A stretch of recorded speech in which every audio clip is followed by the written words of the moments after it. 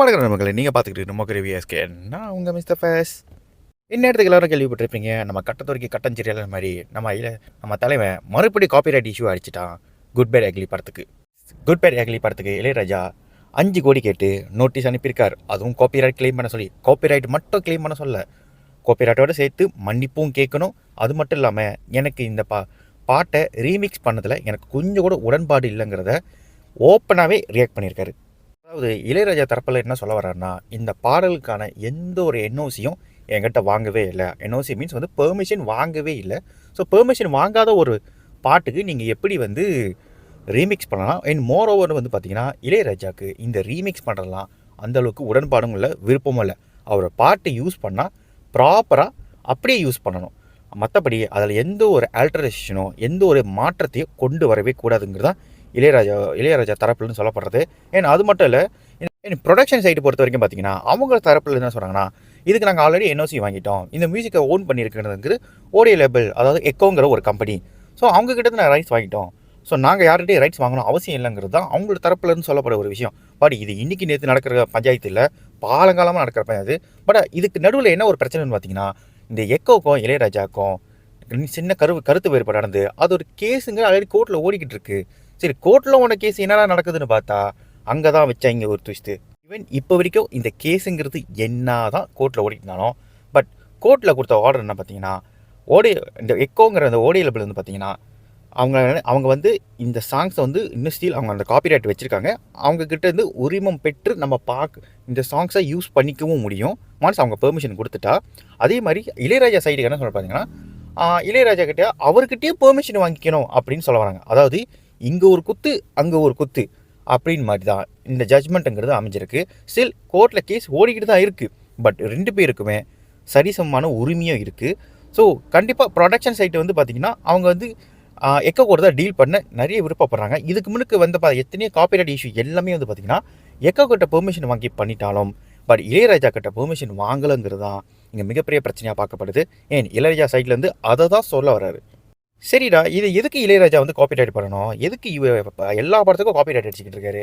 எதுக்கு காசு கேட்குறாரு? அவர்கிட்ட பணமாக இல்லை, கோடியாக சம்பாரித்த மனுஷன், பேர் புகழ இருக்கக்கூடிய மனுஷனுக்கு இது தேவையான்னு கேட்டால் மிகப்பெரிய கேள்விக்குறி. பணம் தேவை இருக்குங்கிறது மிகப்பெரிய கேள்விக்குறியாக இருந்தாலும், மெயினாக அவர் எதுக்கு இது பண்ணுறாரு பார்த்தீங்கன்னா, ஒரு respect.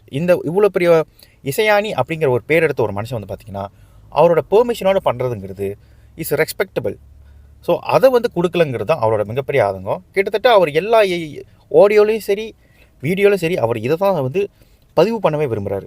So good bad ugly team மட்டும் இல்லை, இதுக்கு முன்னாடி கூலியாக இருக்கட்டும், மஞ்சபில் பாய்ஸாக இருக்கட்டும், அவங்க எல்லாமே ப்ராப்பராக ரைட்ஸ் வாங்கி தான் இந்த சாங் யூஸ் பண்ணாங்க. அதாவது எக்கோ அப்படிங்கிற ஓடியோ லேபிள் கிட்ட தான். ஸோ இந்த எக்கோ ஓடியோ லேபிள் கிட்ட பார்த்தீங்கன்னா, பொதுவாக அது எப்படி ஒர்க் ஆகும்னு பார்த்தீங்கன்னா, இவங்கக்கிட்ட ஒரு அமௌண்ட் பார்த்தீங்கன்னா, இந்த ரைட்ஸ்க்கான பெர்மிஷன் வாங்கினது மட்டும் இல்லை, ஒரு அமௌண்ட் பார்த்தீங்கன்னா கண்டிப்பாக பே பண்ணப்படும். ஸோ அந்த பே பண்ணுற அந்த அமௌண்ட் பார்த்தீங்கன்னா ஓடியோ லேபிளில் ஒரு ஷேரும், இன்னொரு ஷேர் பார்த்தீங்கன்னா ஒரு ராயல்ட்டி ஃபீயாக அந்த கம்போசருக்கு கொடுத்துருவாங்க. ஸோ இங்கே என்ன, ஸோ அப்படி பார்த்தா இளையராஜாக்கு அந்த கம்போசர் ராயல்ட்டி போயிருக்குமா கேட்டிங்கன்னா, அங்கே தான் அதான் ஆல்ரெடி கோர்ட்டு கேஸ் ஓடிக்கிட்டு இருக்கேன், எப்படி ராயல்ட்டி போகும்? ஏன்னா இளையராஜாவுக்கு இதோட ஃபுல் உரிமம் என்கிட்ட தான், எனக்கு தான் இருக்கணும், இது என்னோடன்னு சொல்லி ஆல்ரெடி கேஸ் பார்த்தீங்கன்னா கிட்ட 2019 இப்போ வரைக்கும் போய்கிட்டு தான் இருக்குது. சரி, ராயல்ட்டி ஃபீயை தாண்டி இளையராஜா ஐபிஆர்எஸோட மெம்பர் கம்யூனிட்டிக்குள்ளே இல்லை. அப்படின்னா என்னென்னு கேட்டிங்கன்னா, இந்த ரைட்ஸு ஷேர்லாம் இவ்வளோ சொல்லிக்கிட்டு இருந்தால, இதெல்லாம் கண்காணிக்கிறது பார்த்திங்கன்னா இந்த ஐபிஆர்எஸ் தான். ஸோ இவர் இந்த மெம்பராக இல்லாத பார்த்திங்கன்னா, அவங்களால இதுக்குள்ளே தலையிட்டோ இதுக்கான ஷேரோ ராயல்ட்டியை கொடுக்க சொல்லியோ இல்லை அதை மானிட்டர் பண்ணுறதுக்கோ அட்வைஸோ எதுவுமே கொடுக்க முடியாது. ஏன்னா இளையராஜா மெம்பராக இல்லாத பட்சத்தில் பார்த்திங்கன்னா அவருக்கான ரைட்ஸுங்கிறத கிளைம் பண்ணுறதுக்கான வாய்ப்புங்கிறது அங்கே இல்லை. எக்கோங்கிற ஒரு கம்பெனிக்கிட்ட மட்டும் இளையராஜாவோட மியூசிக் ரைட்ஸ் இல்லை, ஏகப்பட்ட கம்பெனிக்கிட்ட இருக்குது. நிறைய சின்ன கம்பெனிஸ் பார்த்திங்கன்னா ப்ரொடக்ஷன் பார்த்திங்கன்னா இளையராஜா சாங்ஸை இன்னமும் வச்சுருக்காங்க.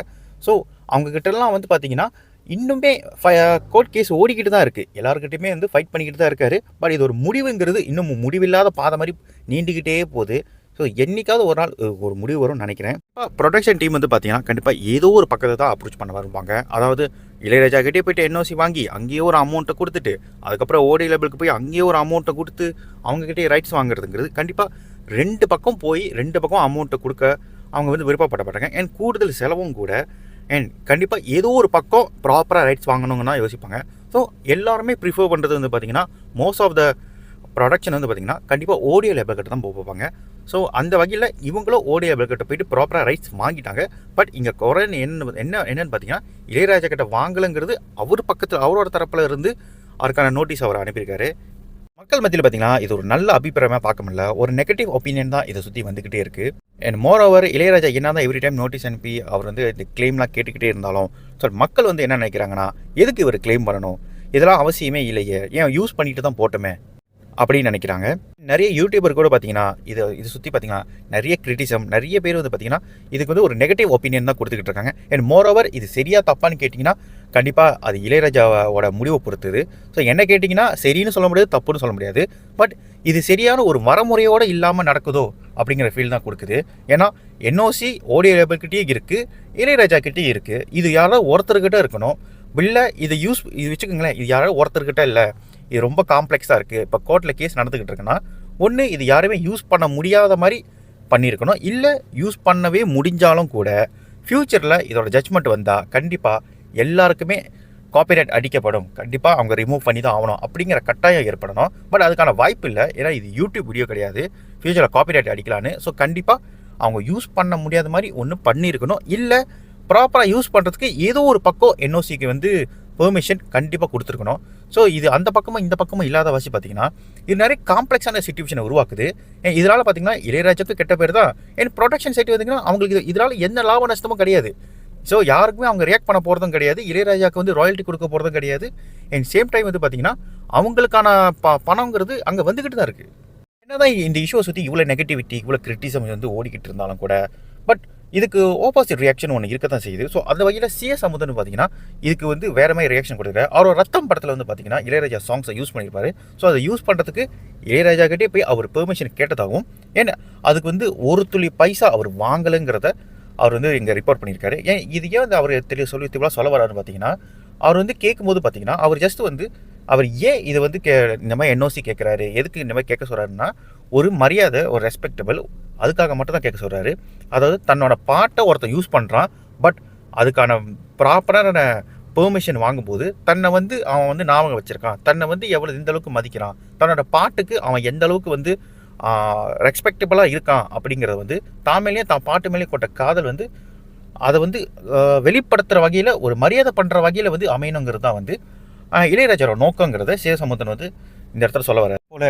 வெங்கடேஷ் குமார் என்ன சொல்லியிருக்காரு பார்த்தீங்கன்னா 1993 மறுபடியும் ஒரு படம் வந்துருச்சு. ஸோ எத்தனை பேர் பார்த்துருக்கீங்க தெரியல. ஸோ அந்த படம் பார்த்தீங்கன்னா அவர் சீக்குவல் எடுக்க போகிறாரு. ஸோ அந்த சீக்குவல் எடுக்கிறதுக்கு இளையராஜாவோட சாங்ஸை பயன்படுத்திக்காமல் கேட்டப்போ கூட அவர் பெர்மிஷன் கொடுத்துட்டாரு. அவர் இதுக்கு வந்து அவரும் வந்து பார்த்திங்கன்னா எந்த ஒரு மறுப்பும் சொல்லலை அப்படிங்கிறது அவரும் வந்து பார்த்திங்கன்னா பதிவு பண்ணியிருக்காரு.